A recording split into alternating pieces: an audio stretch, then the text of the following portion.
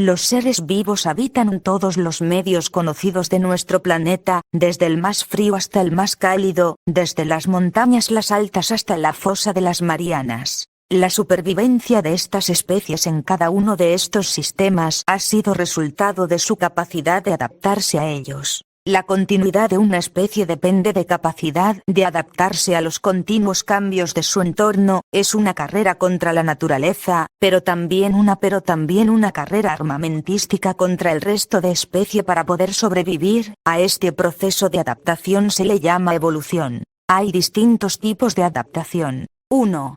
Las adaptaciones estructurales. Son las que afectan a determinados órganos del cuerpo de los seres vivos que les permiten realizar una determinada actividad. Por ejemplo, la forma del pico de un ave depende de su alimentación, siendo más redondeando en las aves que capturas peces y más fino en aquellas aves que extraen insectos o gusanos de agujeros. 2.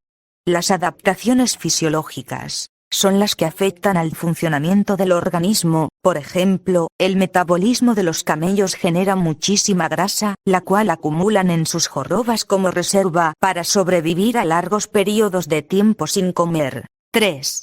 Las adaptaciones de comportamiento.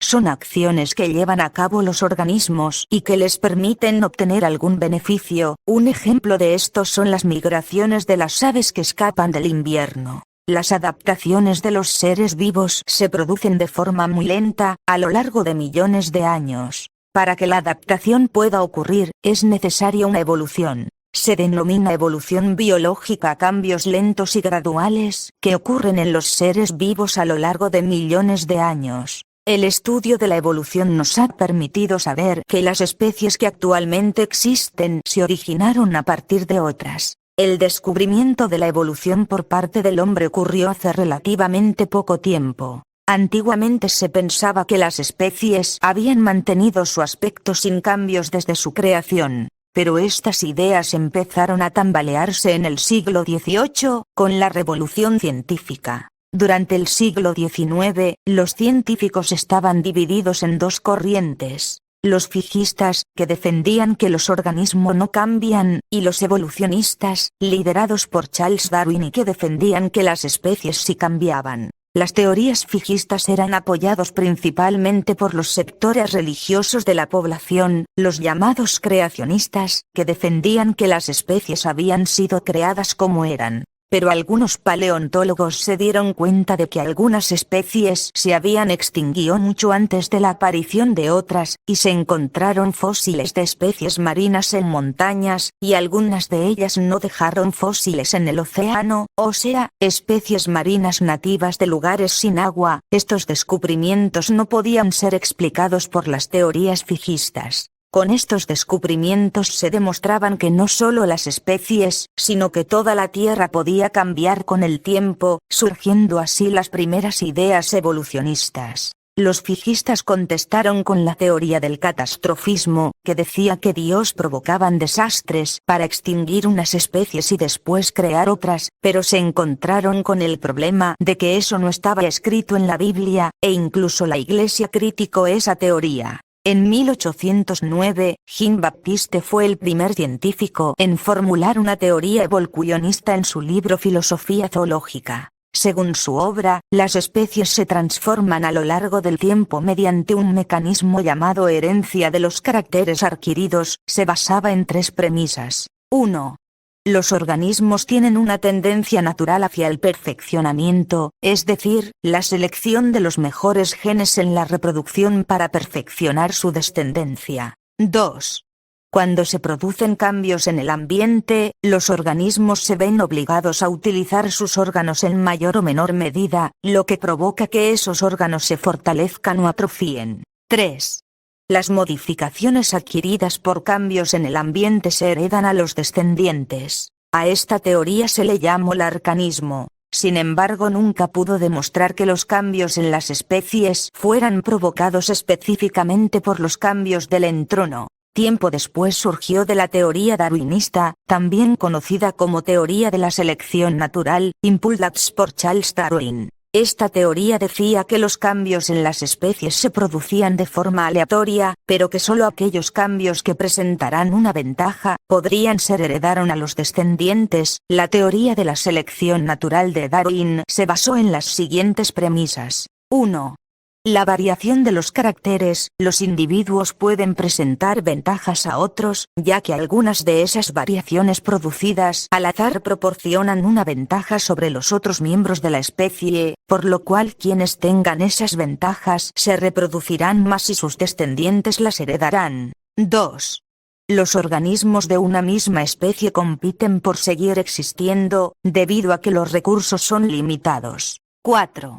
La adaptación de los organismos al ambiente da lugar a especies nuevas. A medida que se van acumulando modificaciones adquiridas, se origina una nueva raza, que con el tiempo deriva en una especie. Pero la teoría de la selección natural de Darwin no podía explicar cómo se transmitían los caracteres de una generación a la siguiente. Esto le puso víctima de algunas burlas por parte de científicos y religiosos, pero esas preguntas fueron respondidas cuando se descubrió el ADN, la molécula que dirige las actividades de las células, y que al duplicarse durante la reproducción celular, puede tener pequeñas variaciones o accidentes que cambiarían el comportamiento y características de los organismos. Con esto, surgió el neodarwinismo, o teoría sintética de la evolución, que fue una revisión de la teoría de la selección de Darwin y sus premisas fueron: 1.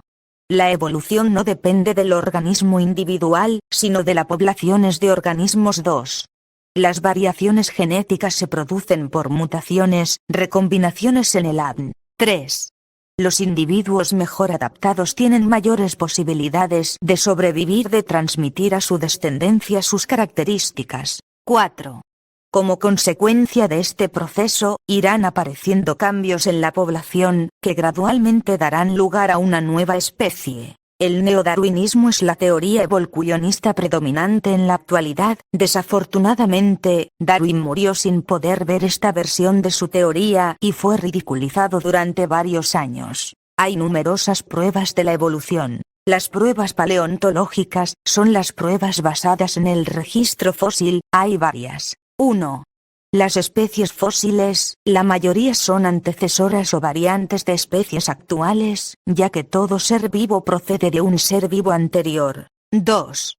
Las series filogenéticas, que son conjuntos de fósiles que se pueden clasificar por antigüedad, muestran los cambios progresivos de una especie. 3.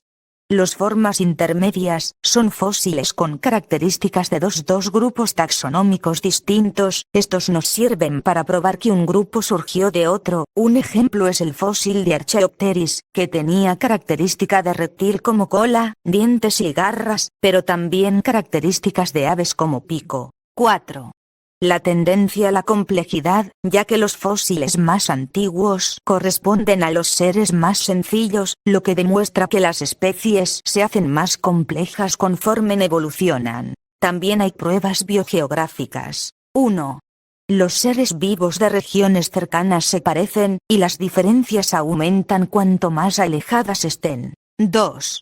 Se han hallado fósiles de una misma especie en las costas de Sudamérica y en África Occidental, continentes que llegaron a estar unidos en el pasado. También están las pruebas de la anatomía comparada. Existen similitudes anatómicas en especies emparentadas, solo que han adquirido distintas funciones. Por ejemplo, los delfines y ballenas, que son mamíferos, conservan los huesos de sus manos pero ya no los usan. También hay similitudes que se dan por adaptación convergente, cuando dos especies evolucionan de forma similar. Por ejemplo, los murciélagos y las belugas han desarrollado mecanismos muy diferentes para tener ecolocalización, pero ambos la tienen. También hay pruebas embriolíticas, ya que los embriones de distintas especies se parecen durante su fase de desarrollo más temprano, cuando aún no han desarrollado sus características más complejas. Además, en algunos animales existen órganos que están presentes en los embriones pero pierden en la adultez, pero esos órganos están presentes en otras especies emparentadas.